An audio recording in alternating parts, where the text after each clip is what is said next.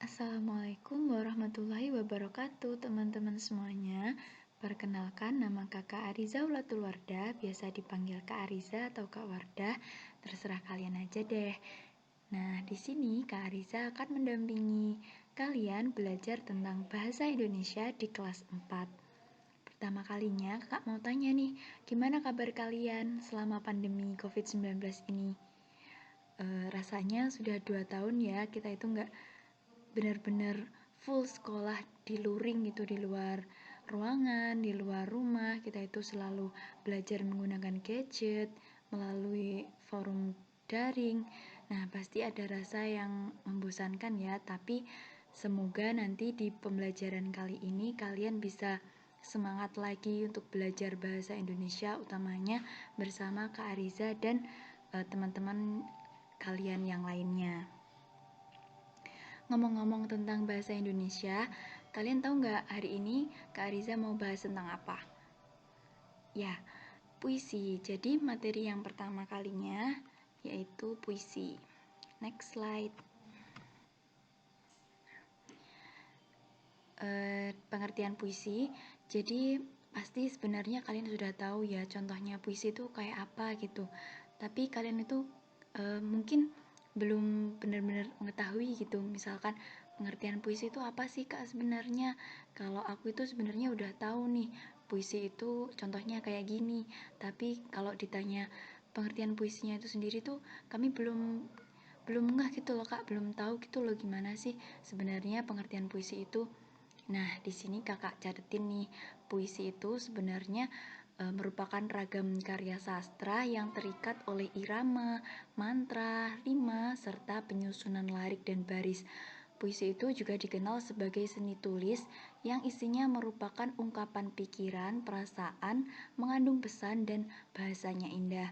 Di sini ada tulisan seni tulis. Jadi sebenarnya kalau kita ketahui bahwa puisi itu juga ada loh yang berbentuk ragam seni berbicara, bisa juga berbentuk lisan seperti halnya syair ataupun hikayat. Itu juga termasuk puisi yang notabene nanti masuk ke dalam puisi lama yang akan kita bahas di slide selanjutnya.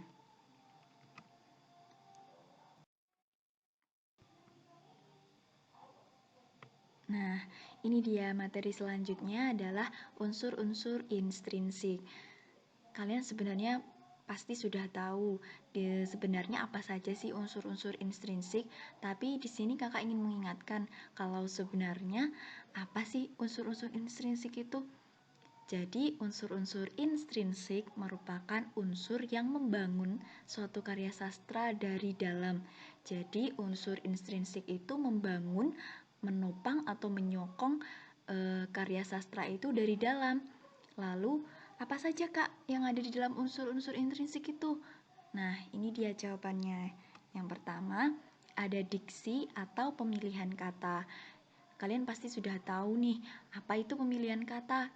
Jadi, pemilihan kata itu dilakukan oleh pengarang atau juga penulis dalam menyusun atau membuat suatu karya sastra guna menciptakan efek makna tertentu. Contohnya di diksi ini kita ambil contoh temanya sekolah.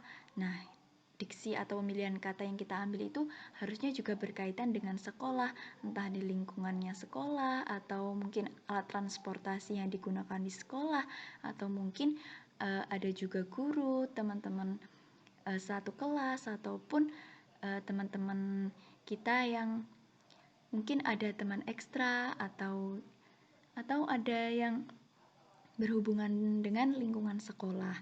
Nah, kemudian yang kedua ada daya bayang atau imaji atau biasa juga disebut dengan citraan, yaitu kata-kata yang dapat menimbulkan imajinasi visual. Contohnya kalau kalian dengar lagu Pelangi-Pelangi nih, nah kalian pasti sudah bisa membayangkan, wah pelangi itu bisa dilihat. Jadi dalam citraan ini kita menggunakan citraan penglihatan, ada juga citraan pendengaran, ada juga peraba dan lain sebagainya yang melibatkan unsur panca indera manusia dan juga nanti ada tambahan perasaan atau emosional. Selanjutnya ada juga gaya bahasa atau majas. Nah, di sini sebenarnya gaya bahasa itu dibagi menjadi dua, ada idiom dan majas. Nah, kali ini kakak akan membahas tentang majas saja. Majas atau gaya bahasa itu merupakan pilihan kata yang dipakai dengan menggunakan bahasa yang tidak biasa atau bahasa kiasan, atau biasa juga disebut dengan konotasi. Kemudian ada juga nada, tone bunyi, memakai kata-kata tertentu sehingga menimbulkan nuansa tertentu dilihat dari bunyinya.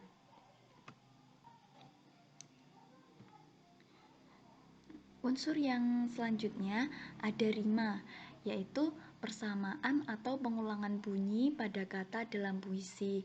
Contohnya biasanya rima yang sering dipakai itu ABAB dalam pantun, biasanya juga dipakai buat sampiran dan isi. Ada juga nanti jenis puisi lama berupa mantra, ada juga syair. Itu juga menggunakan rima yang berbeda-beda atau aturan-aturan yang berbeda di setiap barisnya. Next, ada ritme, yaitu dinamika suara dalam puisi yang terlihat jelas saat dibacakan. Nah, ketika dinamika suara dalam puisi terlihat jelas, pasti pendengar pun juga akan merasakan hal yang berbeda dari misalkan dari membaca biasa. Pasti seorang puisi yang membacakan puisi dengan baik akan membawa suasana yang begitu menarik, menghanyutkan. Nah, itu dinamakan dengan dinamika suara atau yang biasa disebut dengan ritme. Kemudian ada juga tema. Nah, kalau yang ini pasti kalian sudah sangat familiar, sudah sering sekali dengar yang namanya tema dan kalian pasti sudah memahami nih apa itu tema. Nah, di sini kakak akan menjelaskan sedikit saja tentang tema, yaitu ide atau gagasan yang ingin disampaikan oleh pengarang melalui puisinya. Seperti yang kakak katakan tadi, misalkan kita mengambil tema lingkungan. Nah, di situ banyak sekali subtema yang bisa diambil dari lingkungan. Misalkan ada kondisi lingkungan, mungkin ada juga siapa saja sih yang ada di lingkungan tersebut, pekerjaannya, orang-orang yang ada di lingkungan tersebut, dan lain sebagainya. Itu masuk ke dalam tema.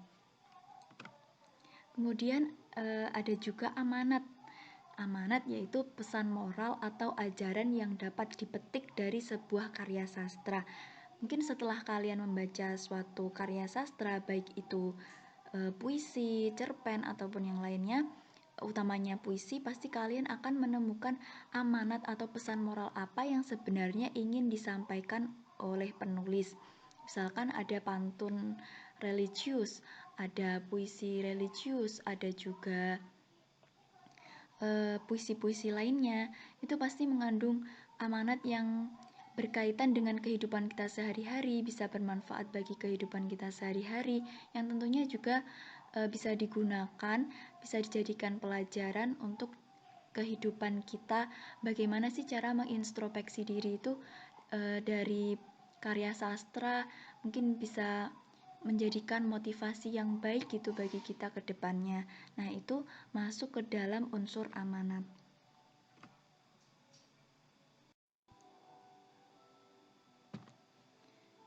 Nah, ini dia materi selanjutnya, ada unsur-unsur ekstrinsik. Jadi, unsur-unsur ekstrinsik merupakan kebalikan dari adanya unsur intrinsik. Jika unsur intrinsik tadi itu membangun suatu karya sastra dari dalam, maka unsur ekstrinsik merupakan unsur pembangun dari luar. Jadi jika dijabarkan, maka unsur ekstrinsik merupakan unsur yang membangun suatu karya sastra yang berasal dari luar karya sastra itu sendiri. Jadi unsur ekstrinsik itu berbalikan dengan unsur intrinsik. Unsur ekstrinsik hanya ada 3 aspek. Yang pertama ada aspek historis. Aspek historis ini berkaitan dengan unsur-unsur kesejarahan.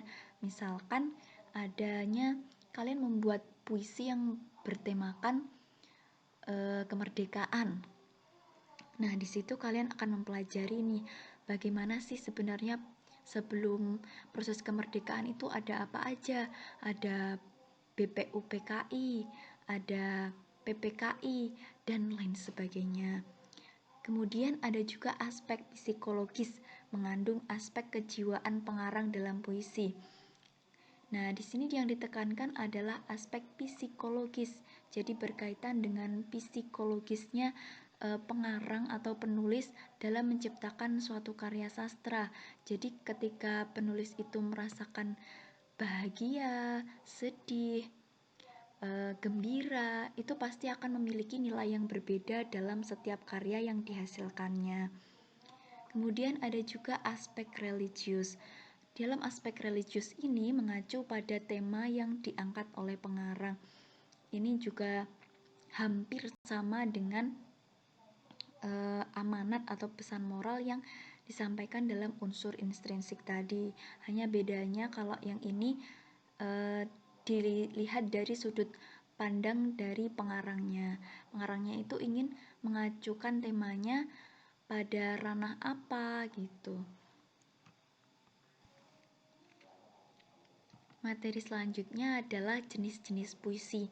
Nah, kalian pasti sebenarnya sudah tahu nih jenis-jenis puisi itu dibagi menjadi berapa.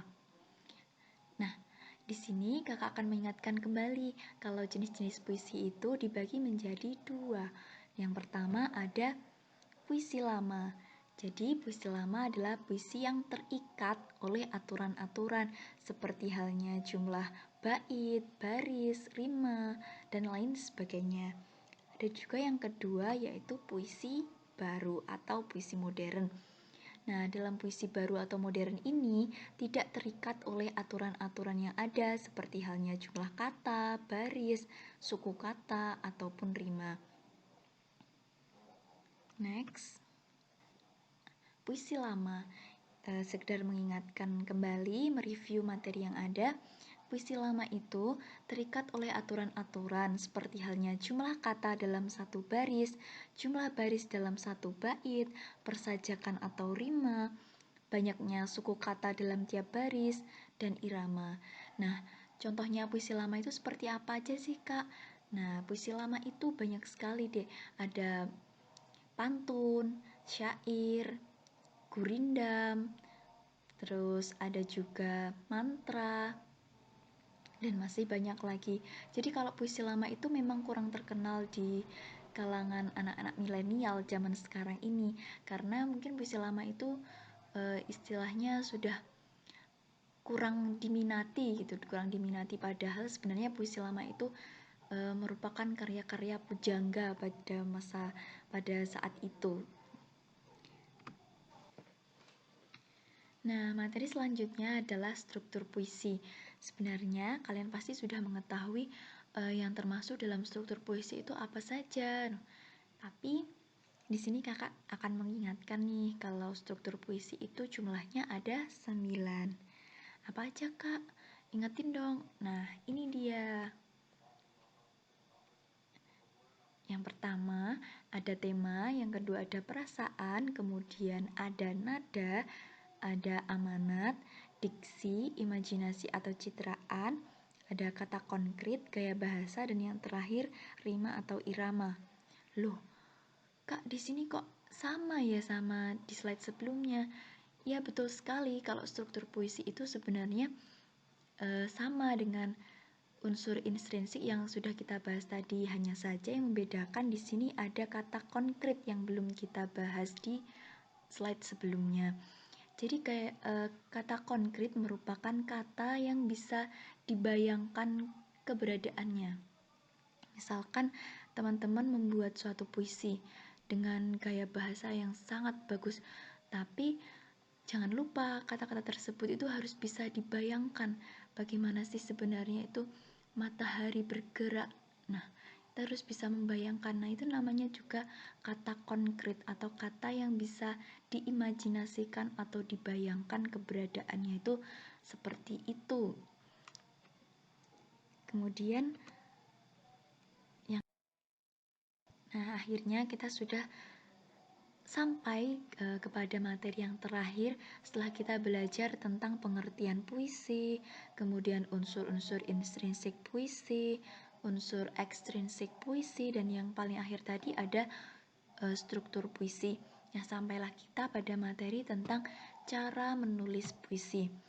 Kakak sebenarnya sudah yakin dengan kalian bahwa kalian itu pasti sudah tahu tentang cara-cara atau langkah menulis puisi yang baik itu seperti apa. Nah, di sini kakak akan menuliskan tentang cara menulis puisi versi kakak itu seperti apa gitu. Nah, yang pertama yaitu menentukan tema dan judul. Kita ketahui tema dan judul ini merupakan hal yang sangat mendasar dari adanya penciptaan suatu puisi, karena dengan penentuan tema dan judul yang tepat kita akan mengetahui seberapa menarikkah puisi yang akan kita buat. Kemudian menentukan kata kunci.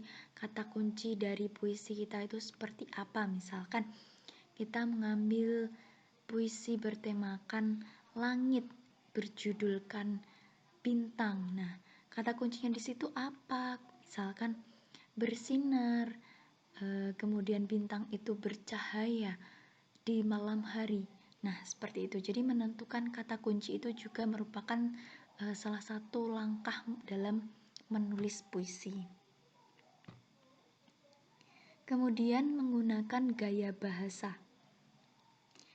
Penggunaan gaya bahasa ini digunakan untuk menunjang keindahan dari suatu karya sastra berupa puisi yang akan kalian buat. Dengan begitu, pembaca akan merasa tertarik dengan puisi yang akan kalian buat itu dengan rekaan atau penulisan gaya bahasa yang indah, gaya bahasa yang menarik, dan gaya bahasa yang bisa diimajinasikan seperti yang telah kita bahas di materi sebelumnya. Kemudian langkah selanjutnya adalah dengan mengembangkan puisi seindah mungkin. Pengembangan puisi di sini maksudnya puisi yang akan kita bahas itu harus dikembangkan, jadi tidak harus tentang bintang itu bersinar saja, tapi dikembangkan lagi. Bintang itu memiliki cahaya yang begitu indah. Mungkin ada juga tema-tema atau judul-judul yang lain yang akan kalian kembangkan dalam puisi itu sedemikian rupa sehingga puisi kalian itu terasa semakin hidup dan menarik ketika dibaca oleh pembaca. Nah, akhirnya kita sudah selesai membahas tentang bab pertama, yaitu puisi. Setelah kalian menonton video kakak pada kesempatan kali ini, silahkan kalian tulis bagian mana yang belum kalian pahami atau penjelasan kakak yang terlalu cepat atau terlalu lambat. Nanti kalian bisa sampaikan saat kita bertemu di kelas. Sekiranya kalian belum paham dengan materi kakak, bisa kalian tulis di lembar kertas ataupun diingat-ingat bagian mana yang belum paham, atau nanti bisa dijelaskan ulang atau bisa diberikan contoh. Nanti kalian sampaikan saat kita bertemu di kelas di jam kakak ya. Kemudian nanti kok tadi belum disebutkan kak contohnya, terus tadi banyak sekali ya kak strukturnya, aku nggak bisa hafalin nih kalau banyak-banyak. Nah, nanti tungguin saja di kelas, nanti ada tips dan triknya bagaimana cara menghafal yang tepat dan cepat versi kakak. Nah, jangan bosan-bosan ya untuk belajar tentang bahasa Indonesia ini, karena bahasa Indonesia sangat menyenangkan dan merupakan sebagai salah satu sarana mengekspresikan diri, mengekspresikan jiwa, mengekspresikan perasaan kita melalui puisi, melalui karya sastra yang lainnya. Karena setiap anak bangsa itu pasti memiliki kreativitas sendiri-sendiri yang mungkin berbeda dengan teman-teman kalian yang lain. Nah, sekian dulu pertemuan dari kakak. Ada kurangnya kak mohon maaf. Terima kasih, semoga bermanfaat. Selamat belajar dan salam literasi, salam lestari, generasi berprestasi. Sekian, wassalamualaikum warahmatullahi wabarakatuh. See you di kelas, teman-teman.